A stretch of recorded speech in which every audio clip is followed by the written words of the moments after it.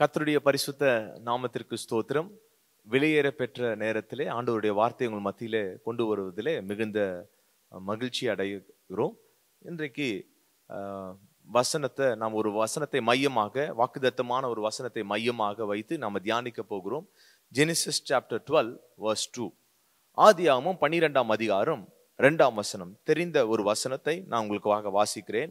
நான் உன்னை பெரிய ஜாதியாக்கி உன்னை ஆசீர்வதித்து உன் பேரை பெருமைப்படுத்துவேன், நீ ஆசீர்வாதமாய் இருப்பாய். நான் உன்னை பெரிய ஜாதியாக்கி உன்னை ஆசீர்வதித்து உன் பேரை பெருமைப்படுத்துவேன், நீ ஆசீர்வாதமாய் இருப்பாய். கர்த்தர் இப்படிப்பட்ட ஒரு ஆசீர்வாதமான வாக்குத்தத்தமான ஒரு வார்த்தையை சொன்ன பிறகு அவர் இதுக்கு முந்தின வசனத்தை நீங்க பார்க்கும்போது ஒரு கண்டிஷனை வைக்கிறார்.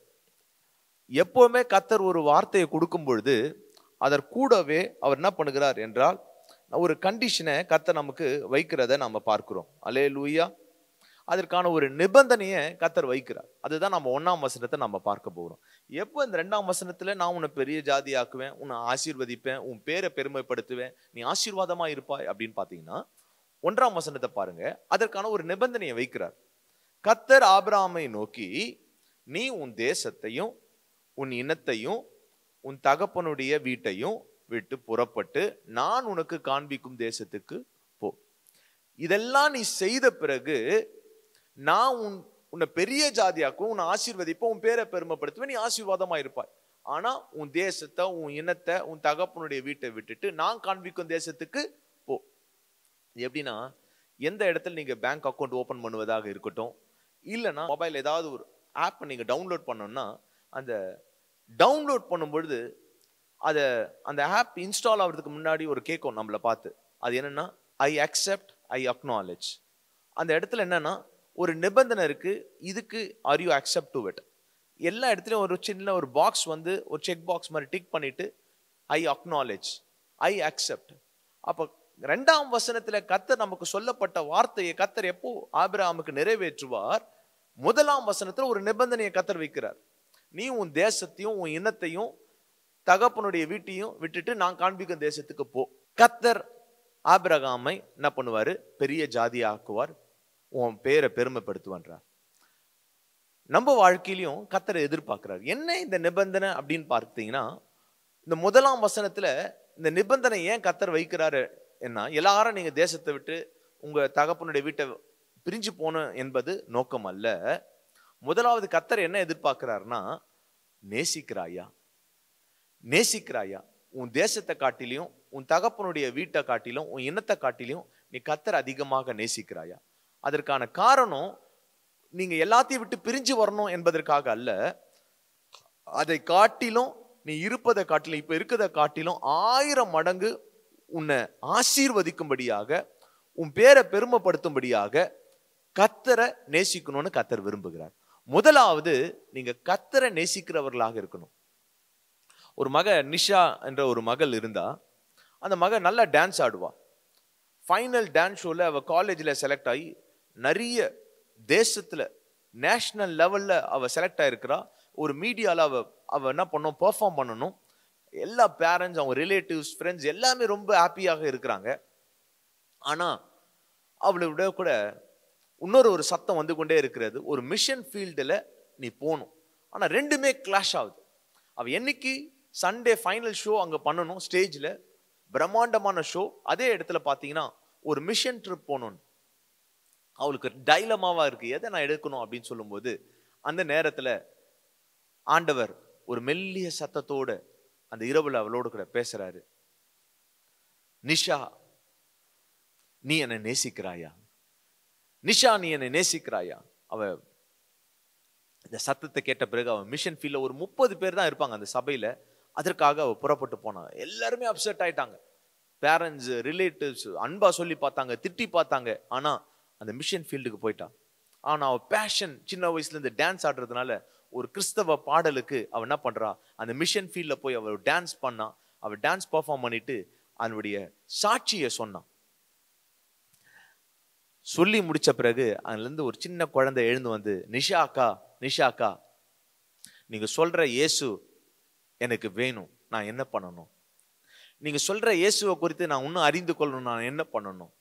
நீங்க சொல்லி இருக்கிற அந்த ரட்சிப்பை நான் பெற்றுக்கொள்ளணும், நான் என்ன செய்யணும் அப்படின்னு சொல்லி நிஷாவுக்கு மிகுந்த ஒரு அழுகையோட அவளை கட்டி பிடித்து கொண்டாள். இது ஏன் அப்படி சொல்லுகிறேன் என்றால், நீங்க இந்த உலகத்தை காட்டிலும், உங்களுக்கு இருக்கிற எல்லா பேஷனை காட்டிலும் நீங்க அதிகமாக கர்த்தரை நேசிக்கிறீர்களா, கர்த்தரை நேசிக்கிறீர்களா என்று பார்க்கிறார். இந்த முதலாம் வசனத்துல நீங்க கர்த்தரை நேசிக்கிறவர்களாக இருந்தா போதும், கர்த்தர் சொல்றாரு, நான் உன்னை பெரிய ஜாதி ஆகுப்பேன், உன்னை ஆசீர்வதிப்பேன், உன் பேரை பெருமைப்படுத்துவேன், நீ ஆசீர்வாதமாக இருப்பாய். ரெண்டாவது என்ன நிபந்தனை அப்படின்னு பாத்தீங்கன்னா, இந்த வசனத்துல பாத்தீங்கன்னா, தேசத்தை இனத்தை உன் தகப்பனுடைய வீட்டை விட்டுட்டு வா அப்படின்னா, ரெண்டாவது விசுவாசிக்கிறான். விசுவாசத்தின் தகப்பன் ஆபிரகாம் யாரு? விசுவாசத்தின் தகப்பன். முதலாவது கர்த்தரை நேசிக்கிறவனாக இருந்தான், ரெண்டாவதாக ஆண்டவரை அதிகமாக விசுவாசிக்கிறவனாக இருந்தான். இந்த விசுவாசம் என்பது என்னன்னு நீங்க நல்லா புரிஞ்சுக்கணும். இந்த விசுவாசம் என்பது என்னன்னா, தூரத்துல ஒருத்தர் பாக்குறேன்னா நம்ம குழந்தை என்கிட்ட வரணும் அப்படின்னு நினைப்போம். பாத்தீங்களா? பார்க்கும்போது மொபைலை காமிப்போம், மொபைலை பார்த்துட்டு ஓடி வா அப்படின்னு சொல்லுவோம், இந்த அந்த போன் தரேன் அப்படின்னு சொல்லுவோம். இல்லைன்னா என்ன பண்ணுவோம், சாக்லேட்டை கையில வச்சுட்டு சாக்லேட் காமிச்சிட்டு வா அப்படின்னு. ஸோ அந்த குழந்தை சாக்லேட் பார்த்தவனும் ஒரு பொம்மை கார் பார்த்தவனையும் ஓடி வரும் நம்ம கிட்ட. ஆனா இந்த விசுவாசம் என்பது என்னன்னா, இப்படி நீங்க பார்த்துட்டு விசுவாசத்துல நம்பிக்கையோடு ஓடுறதில்ல, பார்க்காம காணாம நீங்க தரிசித்து விசுவாசிக்கல, காணாமல் விசுவாசிக்கிறீங்க. அவங்கதான் ரொம்ப பாக்கியவான்னு கர்த்தர் சொல்றார். நீ பார்க்கவே இல்லை, ஆனா கர்த்தருடைய வார்த்தை மட்டும் உங்களுக்கு சொல்லப்பட்டிருக்கிறது. இந்த வார்த்தையை நம்பி நீங்க வரீங்க பாருங்க, இதுதான் விசுவாசம்.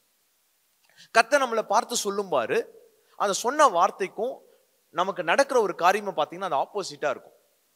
நிறைய பேர் அதை ஃபீல் பண்ணிருக்கீங்களான்னு தெரியல.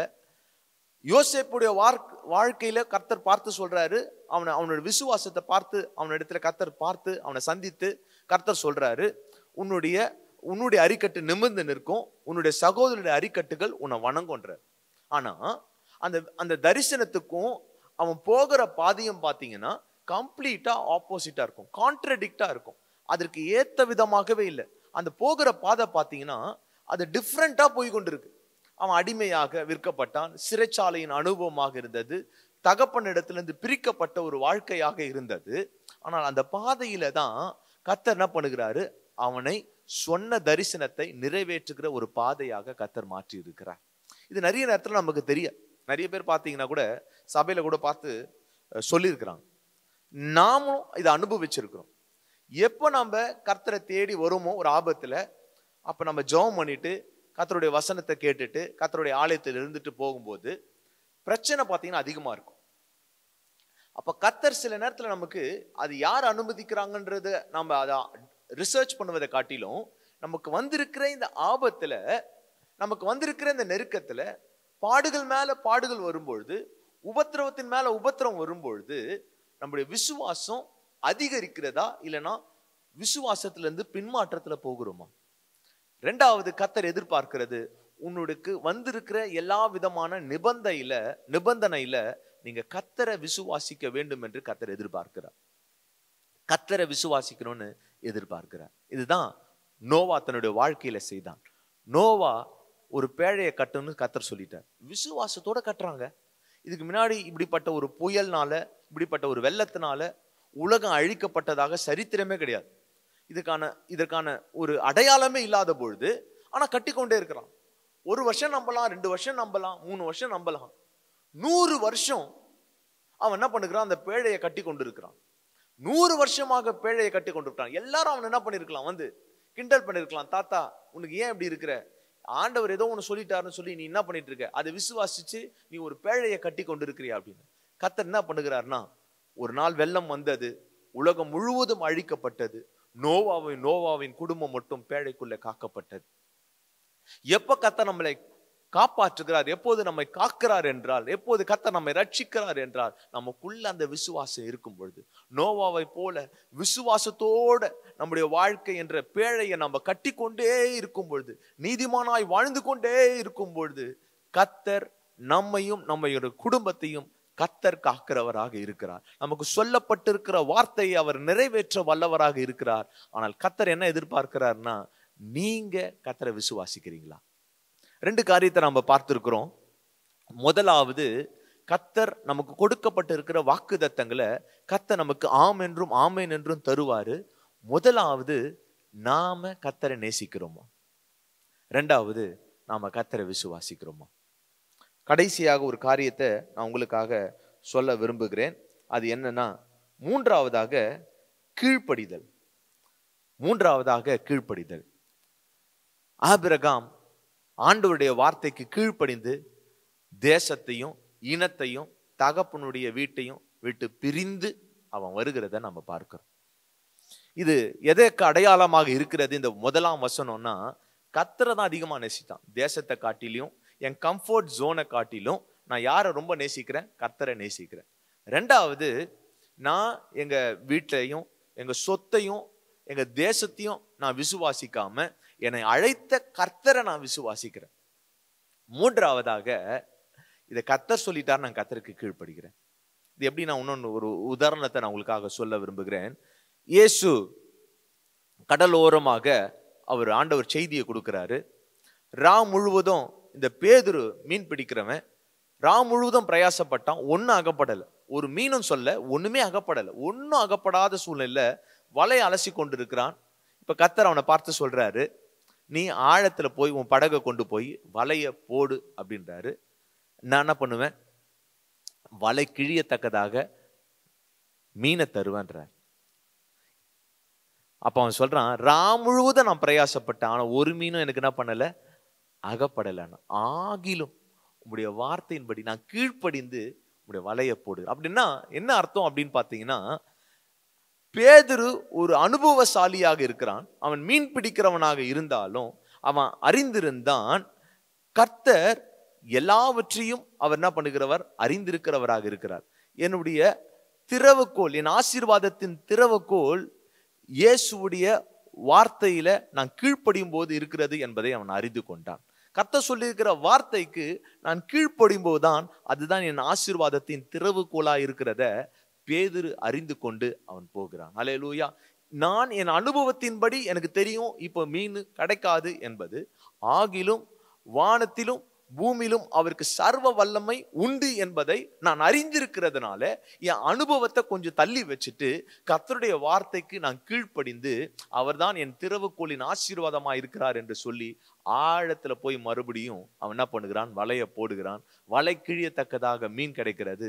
பக்கத்துல இருக்கிற படகெல்லாம் கூப்பிட்டு என்ன பண்ணுகிறான்? எல்லாத்தையும் கூட ஹெல்ப்புக்காக வைத்து கொண்டு வெளியே வருகிறான். ஆமென். அப்போ கர்த்தர் எப்போ நமக்கு ஆசீர்வாதத்தை வைத்திருக்கிறார்னா, கர்த்தர் நமக்கு சொல்லப்படுகிற நிபந்தனையில, கர்த்தர் நமக்கு கொடுக்கப்படுகிற கட்டளையில, அவர் நமக்கு கொடுக்கிற கண்டிஷன்ல நாம கீழ்ப்படியும் போது கர்த்தர் நமக்கு ஆசீர்வாதத்தின் தூணாக இருக்கிறார். ஆமென். 3 காரியங்களை நாம இன்றைக்கு நம்ம பார்த்திருக்கிறோம். ஆபிரகாமை ஆசீர்வதித்த தேவன் நம்மையும் ஆசீர்வதிக்க வல்லவராய் இருக்கிறார். நாம் ஆபிரகாமுடைய பிள்ளைகளாக இருக்கிறோம் என்றால் இந்த வாக்குத்தத்தம் நாம அதற்கு சுதந்திரவாளியாக இருக்கிறோம். கர்த்தர் நம்மை பார்த்து சொல்லுகிறாரு, நீ எந்த சூழ்நிலையாக இருக்கலாம், தகப்பனால கைவிடப்பட்ட சூழ்நிலையாக இருக்கலாம், தேசத்தால ஆண்டவரே பிரிக்கப்பட்ட ஒரு சூழ்நிலையாக இருக்கலாம், இனத்தால கைவிடப்பட்ட சூழ்நிலையாக இருக்கலாம். கர்த்தர் உங்களை பார்த்து சொல்றாரு, நான் உன்னை பெரிய ஜாதியாக மாற்றுவேன், உன்னை ஆசீர்வதிப்பேன், உன் பேரை பெருமைப்படுத்துவேன், நீ ஆசீர்வாதமா இருப்பாய். நீங்க ஒருவேளை வெட்கத்தின் பாதையில கடந்து போய் கொண்டு இருக்கலாம், என் பேரை எப்படி பெருமைப்படுத்தணும் முடியும் அப்படின்னு நீங்க நினைக்கலாம். ஆனா கர்த்தரை நீங்க நேசித்தீங்கன்னா, கர்த்தருக்கு நீங்க விசுவாசித்தீர்கள் என்றால், கர்த்தருடைய வார்த்தைக்கு கீழ்ப்படிந்தால், கர்த்தர் உங்க வாழ்க்கையில பெரியவராக இருப்பார். இந்த வாக்குத்தத்தத்தின் சுதந்திரவாளிகளாக இருப்பீர்கள். ஜெபிக்கலாமா? நல்ல தகப்பனே, நன்றியோடு ஸ்தோத்தரிக்கிறோம், ஸ்தோத்தரிக்கிறோம், ஸ்தோத்தரிக்கிறோம் சுவாமி. நீங்க தான் எங்களுடைய ஆசீர்வாதத்தின் திறவுகோலாக இருக்கிறீர். ஆண்டவரே, திறவுகோலாக இருக்கிற உம்மை நாங்க உறுதியாய் பற்றி கொண்டு உமக்கு நாங்க கீழ்ப்படுகிற பிள்ளைகளாக இருக்கணும் சுவாமி.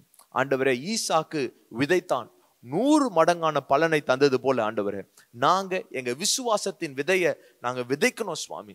அப்பொழுது எங்க வாழ்க்கையில நீங்க சொல்லப்பட்ட ஆதியாகமம் 12ஆம் அதிகாரம் 2ஆம் வசனத்தின்படி அந்த வாக்குத்தத்தத்தின் சுதந்திரவாளிகளாக நாங்க மாறுவதற்கு ஆண்டவரே, விசுவாசம் என்ற விதையை நாங்க விதைக்க கீழ்ப்படிய கிருபை செய்யுங்க சுவாமி. கீழ்ப்படிய கிருபை தாங்க சுவாமி. உம்மை நேசிக்கிற பிள்ளைகளாக இருக்க உதவி செய்யுங்க சுவாமி. ஆண்டவரே, உம்முடைய பிள்ளைகளை நீங்க ஆசீர்வதிங்க. எங்க வெட்கப்பட்டு இருக்கிறார்களோ அதே இடத்துல அவங்க தலையை நீங்க உயர்த்தும்படியாக நாங்கள் ஜெபிக்கிறோம். அவங்க பேரை பெருமைப்படுத்துங்க, பெரிய ஜாதியாக மாற்றுங்க. ஆண்டவரே, உங்க எல்லாம் ஆசீர்வாதமா இருக்கட்டும். இயேசுவின் மூலம் ஜெபிக்கிறோம் எங்கள் நல்ல பிதாவே, ஆமென்.